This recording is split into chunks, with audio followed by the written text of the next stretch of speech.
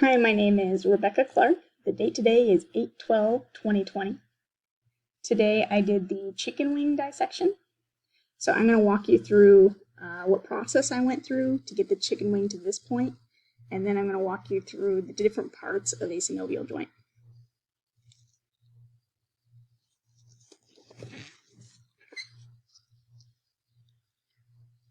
So at this point, the skin has been removed from the chicken wing so that I can show you the underlying musculature of the limb. So the chicken wing acts just like the human arm. So this area here is very similar to this area here in a human arm.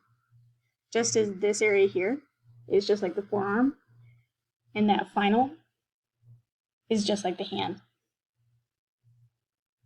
We see very similar movement of those joints as we do with the human arm.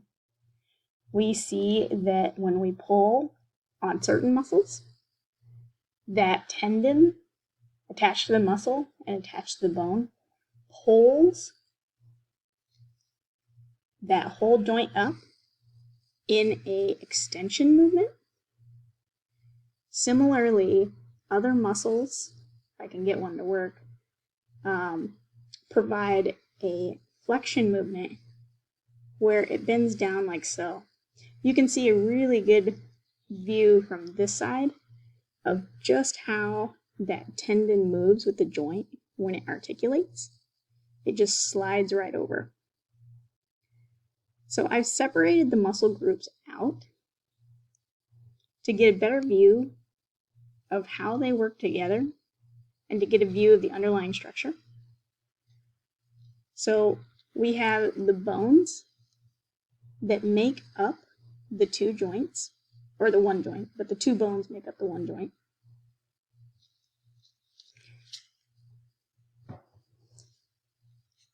The ends of the bones are coated in cartilage, called articular cartilage, because it's articulating, it's moving. The bones are quite shiny. It's kind of difficult to see from the camera, but that shininess is attributed to the synovial fluid. It's a clear liquid that acts as a lubricant inside of that joint, and it's hosted inside of the synovial membrane. This whole body is hosted inside of the articular capsule, and that acts sort of as protection to keep the whole joint as a somewhat contained body while still allowing it the flexibility and movement that it needs to perform its job.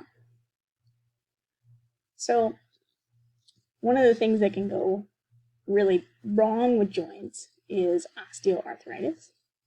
When osteoarthritis occurs, there's a breakdown of this cartilage on the end of the bones. And when that happens, the actual ends of the bones grow more bone tissue.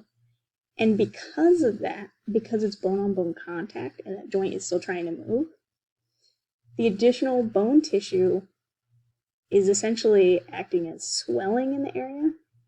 And it also causes the tendons and ligaments to swell as well. So not only do you have restricted movement of that joint because of the additional swelling, you also get a lot of additional pain. Another thing that can occur is bone spurs, which are quite abrasive inside of that joint that's designed to act so smoothly, and it can be extremely painful. So we talked about tendons before when I showed you this joint. We have a good view of a ligament here, and it was actually quite tough to cut through when I did the dissection. It's very strong.